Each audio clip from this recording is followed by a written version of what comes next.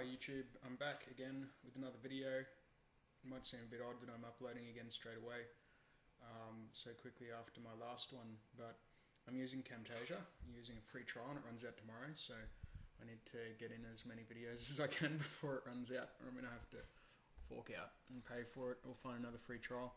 But what I want to talk about today is my favourite tattoo.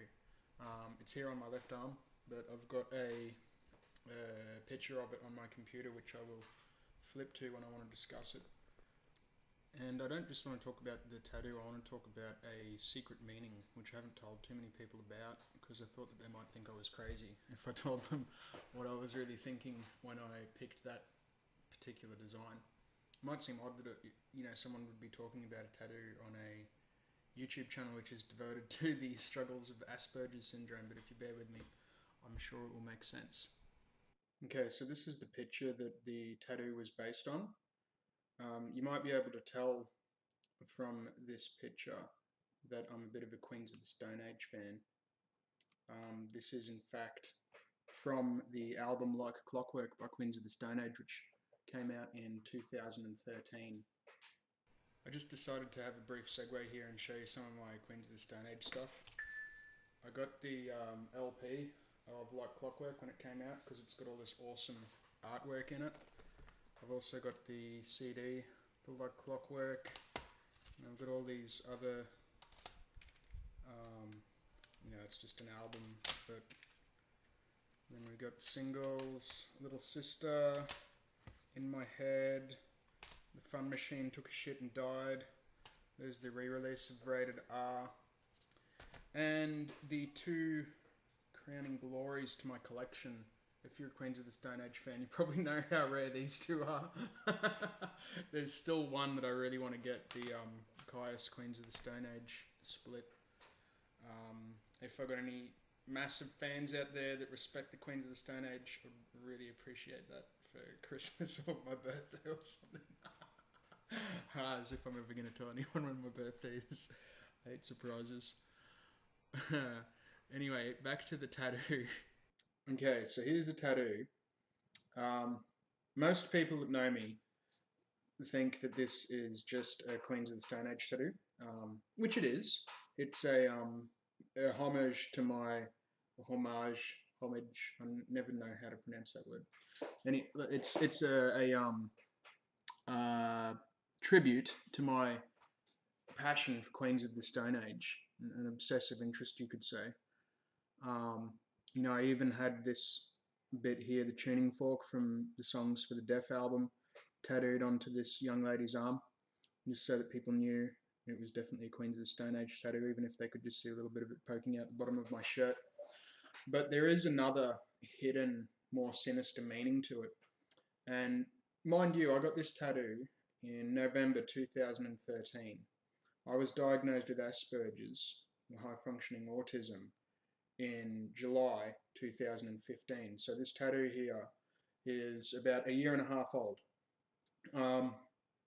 But at the time I was going through some pretty intense emotional stuff.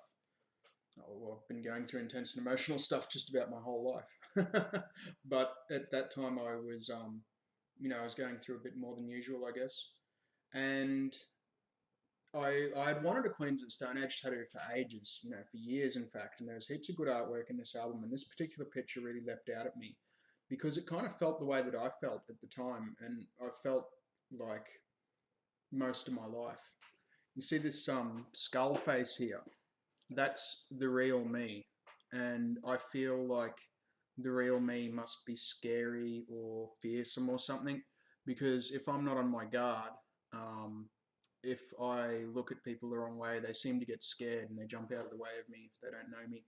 Or sometimes, young alpha male blokes will just see me and they're like, oh, I want to fight you for whatever reason. I don't understand it. And, other people, I'll talk about an observation or a human interaction that I had, and they're like, what the hell, what's wrong with you? Why would you think like that?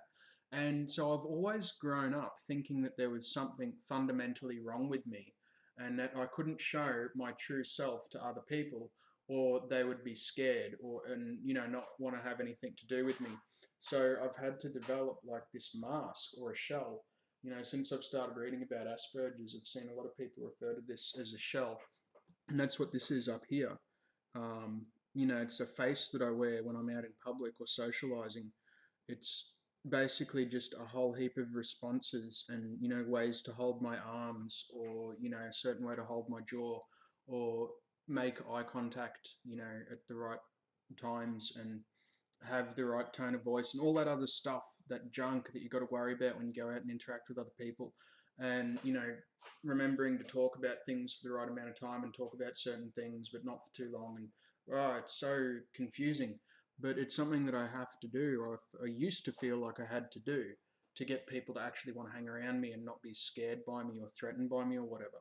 So all my life I've been trying to create these shells, and they just always get ripped off because they become too complex, too complicated. And I swear I used to have a nervous breakdown like every year or two, because the pressure of trying to be myself, because everyone just tells you to be yourself, but if I be myself, it felt like that was what I was showing people, and they don't want to see that because I've been told over and over again that myself is wrong or flawed or something. So I've got to wear this extra mask thing.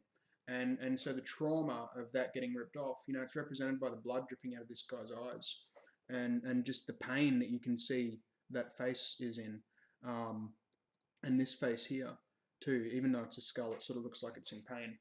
So yeah, that's what that part's about. This is the real me here, which is scary and fearsome or offensive or whatever.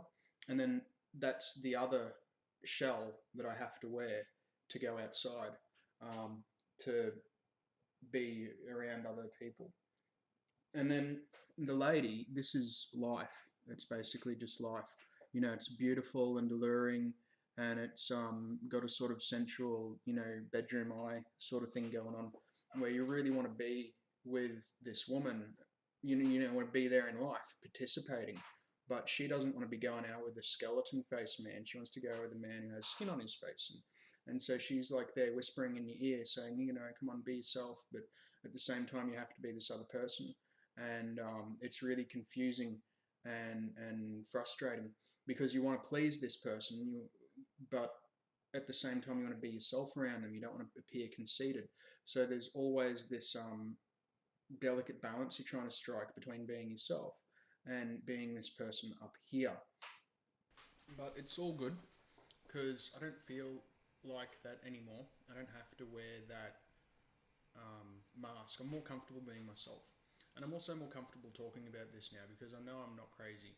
I can talk about this feeling because so many other people around the world have felt and continue to feel exactly the same way.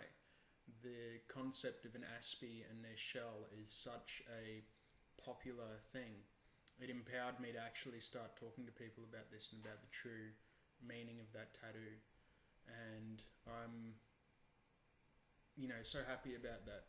This whole Asperger's diagnosis thing has allowed me to accept all of myself as I truly am, and I don't have to worry anymore about pretending to be something I'm not. So if you've been watching this and you're thinking, oh no, that poor guy, he feels like he can't be himself, please don't worry about me. I'm happy, and I'm so glad to know that I'm an Aspie and I'm not crazy and there's nothing wrong with me, and I'm glad that I can share this with you. So thank you, YouTube, for giving me the platform to do that. Peace.